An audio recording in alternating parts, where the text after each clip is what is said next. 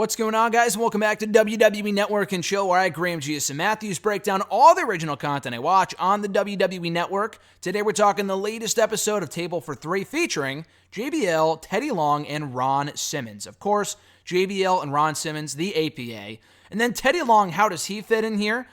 Teddy Long used to manage Ron Simmons in WCW as part of Doom many years ago. I just got done talking about Doom in my Halloween Havoc 1990 review. Check it out if you haven't already in my latest, not latest Wrestle Rant video, but my Wrestle Rant video from Sunday. Teddy Long was their manager in WCW, and of course, Teddy Long and JBL were close from their days on SmackDown together throughout the 2000s. And I got to bring this up before we go any further with this review. I cannot help but think, whenever I see JBL and Teddy Long in the same place at the same time, about the SmackDown 15-year anniversary show. Now, it wasn't a big show. It wasn't as heavily touted as SmackDown 1000 or the 20-year anniversary show with the move to Fox a few weeks ago. It was a throwaway show with no hype, no real build. It was just kind of there. It happened on an episode of SmackDown 5 years ago. So we recently celebrated 20 years. It would have been 5 years ago, almost exactly in October of 2014. JBL was on commentary at that point for SmackDown. And again, no real thought was put into the show at all. But my favorite and probably my only favorite moment from that show was when Teddy Long came back. They brought back John Laurinaitis and Teddy Long as surprises. They didn't hype them up. They just randomly came out as surprises on that show to captain two teams in the night's main event. I don't even know who was on each team, but it was basically a rematch from WrestleMania 28 2 years earlier when it was Team Teddy versus Team Johnny. So Teddy Long comes out. I would think completely unbeknownst to JBL on commentary, because the way he reacted when Teddy Long's music hit and he came out and he started walking toward the ring, you would think that JBL had no idea. Unless he's the greatest actor in the world, JBL legitimately seemed shocked by Teddy Long coming out, and it was the greatest thing I have ever seen. I literally watched the clip back maybe 1,000,000 times that day because it was so fucking great. First of all, I love Teddy Long, and I love the theme song, but to hear JBL legit marking out over this guy coming out was absolutely amazing to me, and it's a great gif I post every now and again of JBL doing that little dance that he does by the commentary table and then back to the commentary table after he shakes Teddy's hand. He ran to the ring to go shake Teddy's hand when Teddy first came out. It was so great. I know that has nothing to do with this, but I can't help but think about that anytime I see JBL and Teddy together at the same place at the same time. They didn't talk about that here, of course, but I wanted to bring that up for anyone who doesn't either remember it or has never seen it before. But anyway, we kick off the episode with Teddy Long saying that he's happy to see Ron and JBL. They recall some travel stories and experiences they've had on the road together.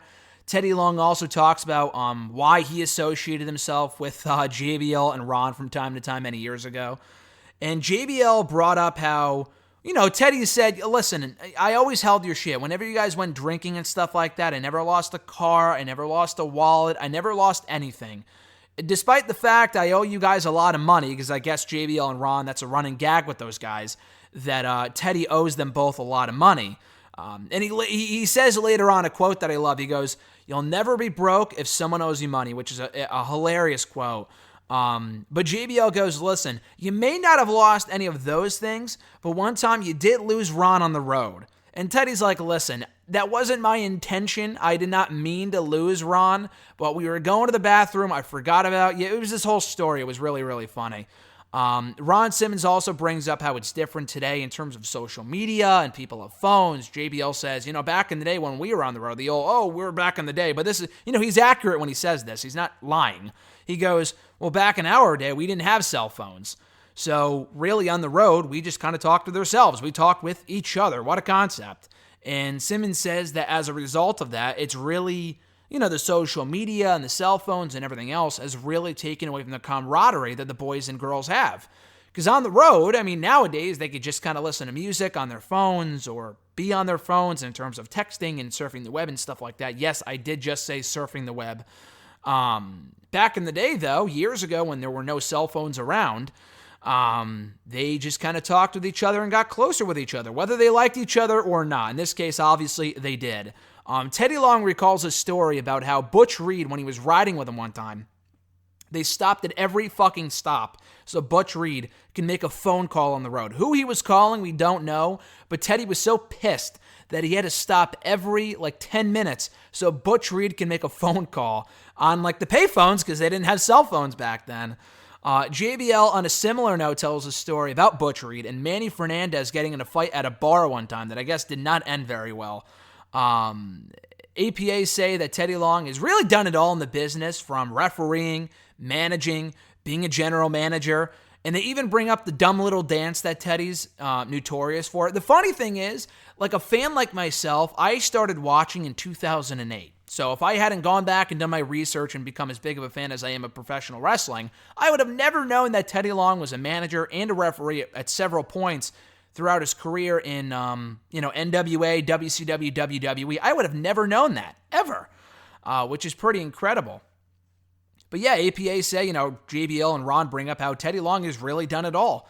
And Teddy Long says, hey, listen, even the tag team match stuff, I created everything myself because Vince told him one time to come alive with everything that he does.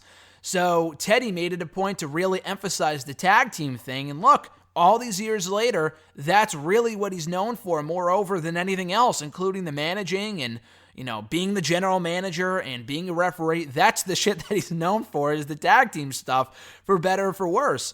Ron and JBL, they just trash the dancing. I always thought it was great. And Teddy Long gets up and does the dancing anyway. It's not the same without the awesome entrance music, but he does the little dance that he does anyway. Ron calls it the Gramps. Teddy Long says that its name is called the Bop Bop. That's what he calls it, the Bop Bop. I fucking love Teddy Long. Ron Simmons recalls how he's had a fantastic ride throughout his entire career. JBL says that he was shocked when he found out that Ron Simmons wanted, that not only that Ron Simmons would be teaming with him back in the day, in the early WWE days, not early WWE days, but the early Attitude Era days in the late 90s. Not only was he shocked that he'd be teaming with Ron, he was shocked to find out that Ron wanted to team with JBL. And JBL recalls how Vince told him one time, I guess Vince may have seen them drinking or whatever on a tour at a not tribute to the troops, that would have been in 03. Wherever that might have been. Maybe JBL mentioned it, I missed it. But he says that he saw them drinking one time, and Vince is like, yeah, I want that shit on TV. That's going to be good shit. I think JBL legitimately said, when he was recalling Vince's, reaction to wanting them on TV as the APA, I think he said, oh yeah, that'd be good shit. He may not have said good shit, but he may have said good stuff. A lot like when Jon Moxley was doing his Vince impersonation many months ago on Talk is Jericho. I just thought that was amazing. But yeah, Vince wanted them on TV as the APA, just drinking, not even wrestling, although they did end up becoming tag team champions at one point. That's what Vince wanted, them just playing fucking poker and cards and drinking on TV. That was their gimmick, and it got them over, believe it or not. JBL says that he and Ron never really disagreed on anything. In fact, Simmons actually was adamant about putting other people over. JBL says when it came time for them to drop the tag team titles to X-Pac and Kane, that Simmons not only wanted to do the job to the team, to X-Pac and Kane, he wanted to be the one to get pinned by X-Pac, because he wanted X-Pac to get the biggest rub, because JBL wasn't really all that established at that point. So pinning Simmons would have meant more, and it did, because he ended up winning the match for his team. So I thought that was really cool. JBL says that he got nervous doing or getting ready for Ron Simmons' Hall of Fame speech because he meant a lot to him. He's done a lot throughout his career. APA also did the Hall of Fame speech for Teddy Long a few years ago over WrestleMania weekend. I think WrestleMania 33 weekend. In Orlando. I didn't go to the Hall of Fame that year, but I do remember watching it at my hotel before Mania that weekend. And they just kind of go around the horn, crediting each other, thanking each other, showing gratitude. JBL says that Simmons really taught him how to be a man. Ron Simmons credits Teddy Long for helping him in the ring throughout his career, early on in his career as part of Doom. Ron Simmons also says teaming with JBL meant a lot to him. He shows a lot of gratitude to JBL and to Teddy Long. They just kind of go around the horn thanking each other, which is cool. And then Teddy Long says, I don't really miss being on the road and all that type of stuff, being in the ring. JBL says he doesn't miss wrestling at all in terms of the in-ring stuff.